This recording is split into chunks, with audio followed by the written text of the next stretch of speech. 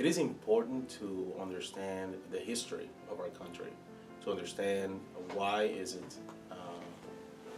that we are who we are. And one of the ways that we can do this is by looking back, knowing how men like myself and many others have served. We don't do it for glory, we don't do it for medals, we don't do it for anything like that, but we do it because we understand that democracy is something that we love. We love our country, we love our freedom, and we want to make sure that we continue such freedoms for you guys' future. I'm glad I did it. I think all Americans should kind of pay for the citizenship in some way. That's one good way of doing it.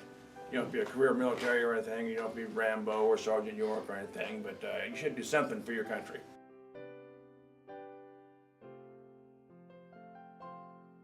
But service is something very important. I believe that everyone should have the willingness to serve in any capacity. It doesn't have to be the military per se, but it can be the community, it can be anywhere. When you understand how to serve, how to be a community, you're able to give something that is yours. It could be a talent, it could be anything. When you do these things, I believe we become a better country, we become a better state, a better city, better school for that reason. Oh, it was a grown-up experience. I went there 20-year-old, came out as 23-year-old, and people shooting at you tends to mature you pretty fast. I think it's a beneficial circumstance. I recommend it to anybody.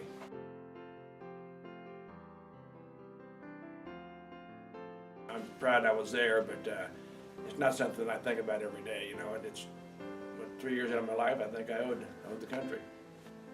I understand the world better. Having been deployed to several other countries, not just Iraq, but other countries that I was involved with, I had the ability to see how other people not only view us, but how they live.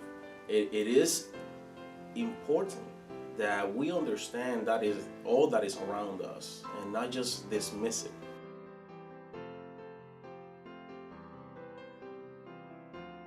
Vietnam was a little different than other wars because you served there exactly for a year and you came back and you were done. And so everybody came back at a different time. It wasn't like World War II when they had parades down Main Street and everything, you know. Everybody came back at the same time, the VJ Day, and the war's over and whoopie-doo, you know. Everybody came back quietly, one or two people at a time. And so except for wearing the uniform, nobody knew you was in the military. It was just strange to be in combat one day and the next day be at home. It was a little bit confusing. A few months later, that transition changed, and it became very, very hard. And it has been now 13 years since I've been back, and I'm still transitioning. It is difficult to transition from military life to civilian life.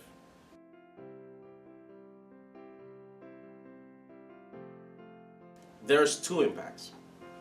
There's the positive impact of the pride, the honor of having somebody in the military.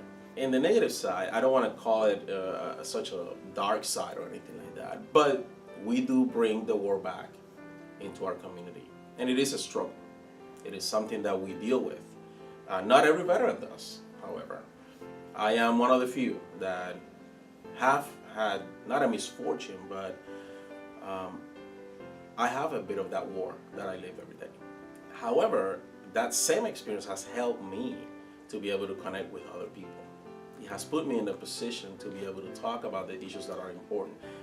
Not about the negative side, the problems that may cause for being a combat veteran, but the things that we can do towards the future so that others can serve if they are willing to serve or wanting to serve and not go through the same and have the resources back home